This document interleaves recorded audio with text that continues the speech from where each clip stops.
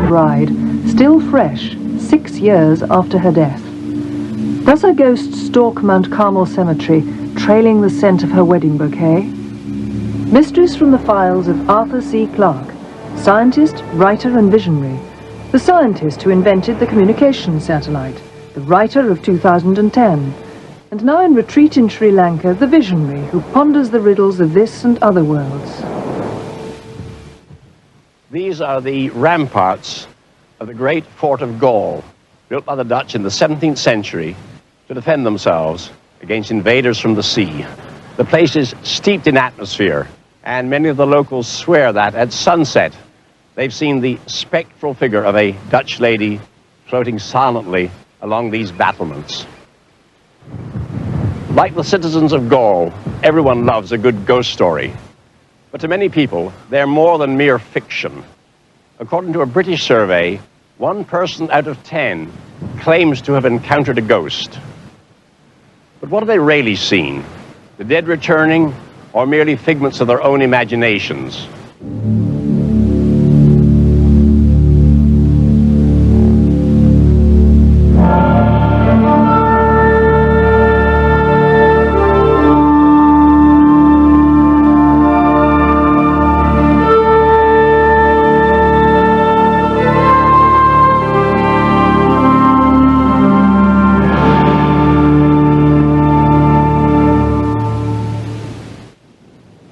This is the place where serious ghost hunters come in their quest for truth. The Windy City. Come on, everybody, it's time to begin the tour.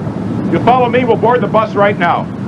We're about to take the Chicago Supernatural Tour, and we'll be visiting the most haunted places on planet Earth here in the city of Chicago. And among these concrete canyons, no one is more expert on the evidence than their guide, Richard T. Crowe. Good afternoon, ladies and gentlemen, and welcome to the Chicago Supernatural Tour. The trip you're about to take this afternoon runs some 5 hours in length. We'll be traveling over 100 miles, visiting 13 locations around Chicagoland. Haunted cemeteries, murder sites, other weird locations where people like yourselves have experienced strange and unusual phenomena. We've got something for everybody on board the tour today. If you don't find a ghost that fits your particular needs, you might want to consider haunting a certain stretch of road when you leave this world. We'll bring our bus by and point you out on future tours. On our left is Resurrection Cemetery, the largest cemetery in North America. And it's best known here in Chicago as being the home of the best known, best loved, and most often encountered ghost, Resurrection Mary. She's been seen, for instance, by Jerry Palis, a Southwest Side man, who in 1939 danced with Resurrection Mary. As we finished the dance that evening, we went to the car, and she says, "Since you got a car, take me to Archer Road." So as I took her to Archer Road, she said, "Stop, I want to get out." She says, "I want to go across the road." I says, "Well, that's a cemetery across the road." And she says, that I know. She says, "Let me out, please." And as she crossed the road and she approached the Resurrection gates, she dematerialized. So then I knew that she was a ghost. That's why her hand was cold, and her small of her back was cold at all times. And being an ex-funeral director and embalmer, I knew that she was something else than what I thought she was. Then there was the case of Sean and Jerry Lape. In 1978, while driving past the cemetery, they suddenly saw a girl dressed in white run in front of the path of their car. The car struck the girl. There was no thud or bump, but she just disappeared as she ran towards the fence and dematerialized. We're lifelong residents of the southwest side of Chicago, and we know the legend of Resurrection Mary. But no one expects to hit her late one night coming home from their mother-in-law's. I didn't feel anything. There was no bump, no jar, nothing. It wasn't like we hit a human. Here in Mount Carmel Cemetery are the graves of many famous Italian Chicago businessmen. If you look out the window on your right, we're coming up to the grave of probably the most famous, Al Capone. Al was a mother's boy during life, and he lies buried next to his mother in death. After the St. Valentine's Day Massacre in 1929, Al was haunted by James Clarke, the first man to die in that massacre. It's said that Clarke's ghost haunted Al all the remaining years of his life.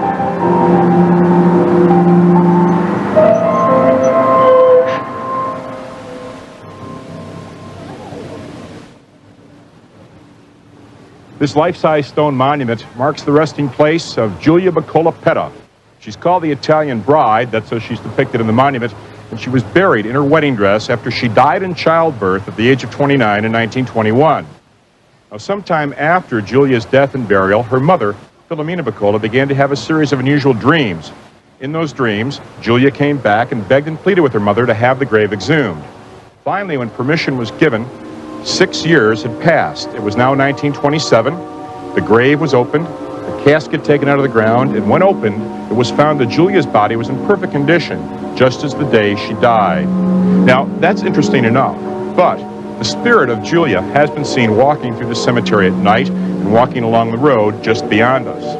There are people who claim that they've actually smelled a miraculous scent of roses, even though there are no roses present. I used to work as a floral designer, and I know each color rose has a different scent, and these were definitely very sweet, small, like tea roses, baby roses. And I kept smelling them, and I didn't say too much, and about 15 minutes later we were on the bus, and Mr. Crow said, "How many of you smell roses?" And there were about 4 or 5 of us that smelled the roses. And it was the middle of, beginning of November. As we wrap up the Chicago Supernatural Tour today, I'd like to thank you all for coming along. I hope you've had an enjoyable day. No matter where you go, I want you always to remember to support your local ghosts.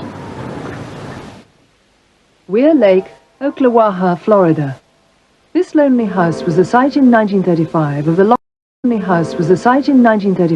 the longest shootout in FBI history. Notorious gangster Ma Barker had gone into hiding with her son Freddie and an amazing arsenal of weapons. After the shootout, the house was riddled with bullet holes, and so were the gangsters, mother and son. Inside, the house was completely wrecked. Only the chandelier and the china cabinet survived the FBI bullets.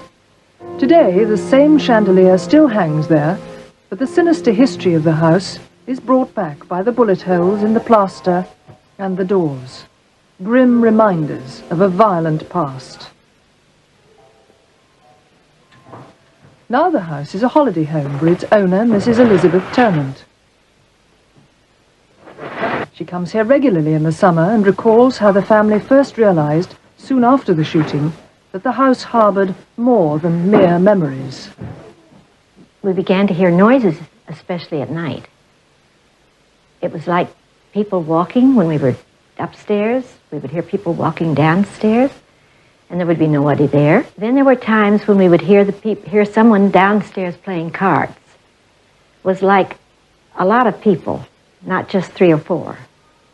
And there was a lot of talking, loud talking, so loud that you could almost hear the words they were saying, but you couldn't quite catch them. And you'd hear the cards slapping down on the table and the arguments and kind of almost yelling at each other. And you'd hear the chips going down on the table. But you could never find anybody down there when you'd run down. Her daughter remembers what happened when 3 boys came to spend the night. Betty and Good. The next morning, one of the boys was very upset, and he said he had stayed up later than the other ones, and that he had gotten in bed and gotten almost asleep, when all of a sudden he saw or heard someone sitting at the end of his bed, and he heard someone combing their long hair, and he reached over, and the boy next to him was there, and he reached over, and the other one was in the other bed, and he just quickly tried to wake all of them up. And the next morning, he swore on a Bible that this had actually happened, that he was sure that that was Ma Barker sitting on his bed. I think the family is now convinced that it couldn't have been anything else but ghosts or Ma Barker's spirit.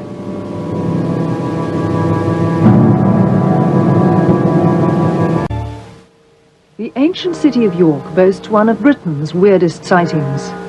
In the shadow of the Minster stands what some people claim is the world's most haunted building, Treasurer's House. An army of Roman soldiers is said to tramp through its gloomy cellars. Harry Martindale, then an apprentice plumber, saw them in 1953. He often revisits the site with tourists. Martindale was installing central heating pipes in a vault which, unknown to him, had been built on top of a Roman road. Suddenly, a Roman soldier marched through the wall. He came straight out to the wall, across the cellar, and through the wall opposite here. Immediately he came out of a wall, then I started to see a horse come straight out of the wall with a Roman soldier sat astride it. Across the cellar and through the wall opposite here. Once the horse had cleared the wall, then there was a complete column of Roman soldiers came out behind the horse. One of the first things that struck me was when they came through the wall, I couldn't see any of them from the knees down until they came to where the hole had been excavated in the centre of the cellar floor here. And then for about 2 paces, I actually saw them walking on the surface of the Roman road. The first thing I looked at was the helmet. The helmet came straight underneath the chin here, then from the bottom of the helmet, I could see there was a growth of hair. Most of them had beards. On the top half, they wore the broad bands of leather, joined together to form a jerkin, with the bare arms coming out. And on the bottom half, they wore a skirt. But not one of them looked in my direction, and initially this was a slight relief as far as I was concerned. These are traditional ghosts because they live in haunted houses. Is it possible that some places can store images of past events and then play them back in the right circumstances, like video recorders? This has been called the stone tape theory. And though it sounds utterly fantastic, something similar may happen with sounds. An American engineer, Richard Woodbridge, claims to have recaptured noises from the past and thus to have established a new science, acoustic archaeology. Dr. Woodbridge realized that one of man's oldest inventions, the potter's wheel, bears a family relationship to one of his latest, the phonograph. So he carefully explored the grooves in pottery with a sensitive pickup and believes that in at least one case, he was able to recapture the sound of the potter's wheel, accidentally recorded. Well, if sounds can be frozen in time, could this also happen to images from the past? I've no idea how this could occur, but it's an intriguing possibility. But perhaps there's no need to look for such far-fetched explanations. There's little doubt that many ghosts are merely the products of overheated imaginations. On a journey through the United States in 1974, a terrifying vision confronted Vicky Brandon, a sinister motorcyclist. He looked so evil, you know, and sort of murderous, and he was dressed in the biker sort of outfit, the leather sleeveless waistcoat with a big hairy chest and a sort of a big fat gut hanging out over his belt, and a very sinister looking figure, really. And being alone there late at night, I was just paralyzed with fear, really. And I thought I'm going to be murdered, and I had no more thought it, and he was gone. He just vanished into thin air.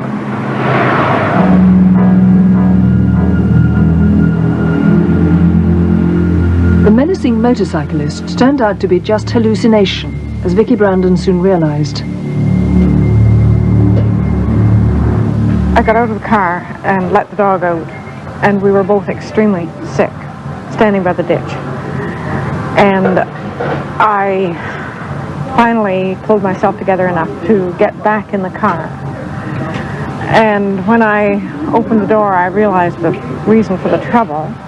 It was full of fumes, and I hadn't noticed them before because we were in there with it. And as soon as I realized, as soon as I smelled it, I remembered that I had bought this stuff, this starter spray, which I think is ether or something in it, and I'd thrown it in the back seat, and I suppose the closure was leaking, and this had leaked all over the car, and we'd been inhaling these fumes for miles. Vicky's son, 15-year-old Jeff Brandon, had been begging her to buy him a motorbike. But Vicky was frightened of bikes and worried about her son. Upset by the fumes, her brain had conjured up the phantom biker. When you inhale any strong thing like that, it's like taking an anesthetic, but it mixes up your brain chemistry, and you have this business of seeing apparitions, where there isn't anything there really, but what you are seeing is a projection of the imagery in your own mind. People who have seen ghosts have often found them so real and so terrifying. People who have seen ghosts have often found them so real and so terrifying that they've changed their entire lives to escape. Silverwood Colliery, Yorkshire.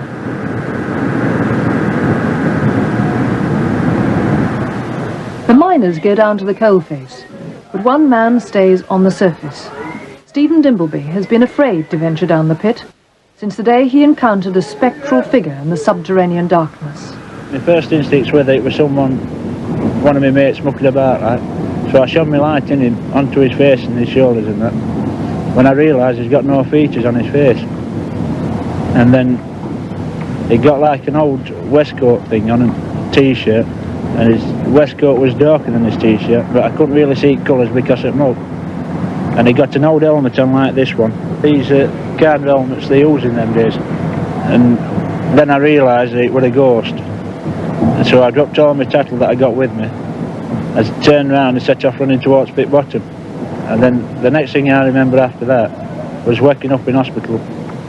And then after that, mates, when I saw them days after and that, they tell me that the only thing they could get out of me was that I was saying, I've seen him, God help us, I've seen him. The pit holds such fears for him that Dimbleby has taken a huge pay cut to stay on the surface. I just know for definite I would never go down again. I'd sooner leave industry than go back down the pit. Carpet fitter Roy Fulton thought he knew what to expect on the byways of Bedfordshire.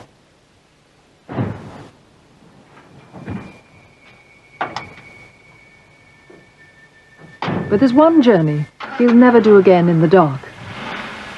He was driving home on the deserted road from Stanbridge to Tottenham when the headlights of his van picked out a lonely hitchhiker. There was a figure thumbing a lift on a street light down here on the left hand side. I'll stop just down here and let you see where it is. So we're there now. I thought myself he could either be going to Tottenham or Dunstable. So I thought myself I'd give the lad a lift.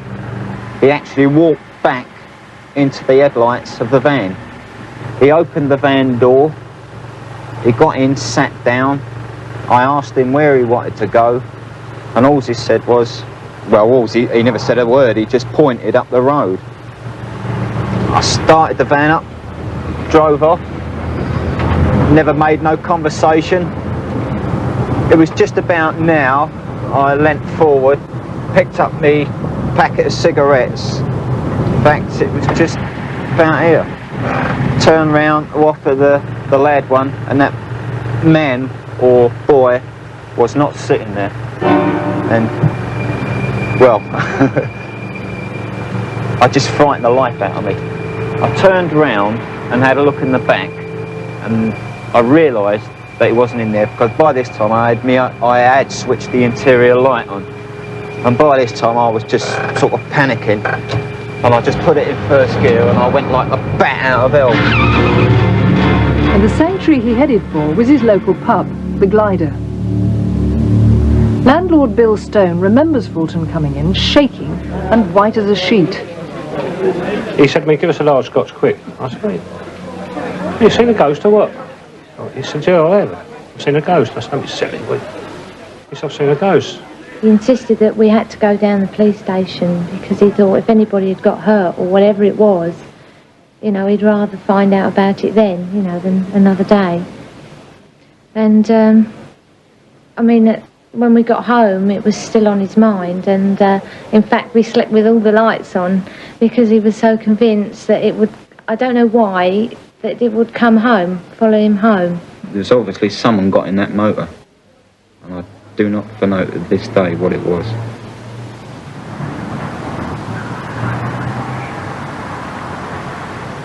For a council house tenant in Grimsby, the shuffling figure of a hooded monk was too much to bear. Driven from her home, Sharon Grenny is moving with her children to a safer place. My little daughter used to sleep in here, and she slept in here for about 3 months when she started having bad nightmares, saying that something had came into the bedroom, woke her up at night with dishcloths over its face. I was lying in my bed, and this man came into my room, and dishcloths over his head. I couldn't see his face. She used to come into my bedroom crying at nights and that, and I just used to put her in bed with me, and she used to go fast off to sleep again. Well, then it started getting pretty regular that she was waking up saying this. So I moved her out of this bedroom and put her into the back bedroom. And after a couple of nights, she started going to sleep every night and not waking up at all. And I put all the toys and that in here, but she would never come into this bedroom and play. A few weeks later, after her friend Janet had seen the faceless creature, Sharon met it herself. It was about 8:30 at night, and I was putting my little boy to bed, just tucking him in, and my lights went out, and I started hearing all shuffling noises.